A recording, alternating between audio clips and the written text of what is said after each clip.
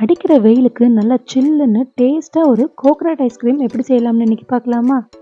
இது வீட்லயே ரொம்ப சிம்பிளா மினிமல் இன்கிரீடியன்ட்ஸ் வச்சு ஈஸியா செஞ்சிடலாம். சம்மர்ல வீட்ல இருக்க குழந்தைங்களுக்கு சில்லுன்னு செஞ்சு கொடுக்கறதுக்கு இது ஒரு சூப்பரான ஆப்ஷனாவே இருக்கும்.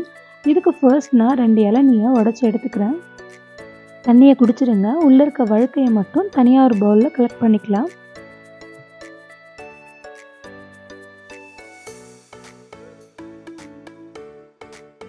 இப்போ நம்ம எடுத்து வச்சிருக்க வழுக்கைய ஒரு மிக்ஸி ஜார்ல மாத்திக்கலாம்.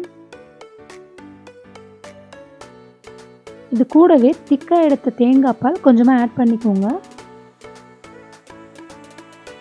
ஒரு 1/2 கிளாஸ் ஆட் பண்ணிக்கிட்டோங்க. கூடவே கண்டென்ஸ்ட் மில்க் ஸ்வீட்னஸ்க்கு ஆட் பண்ணி நல்லா பேஸ்ட்டா அரைச்சி எடுத்துக்கோங்க.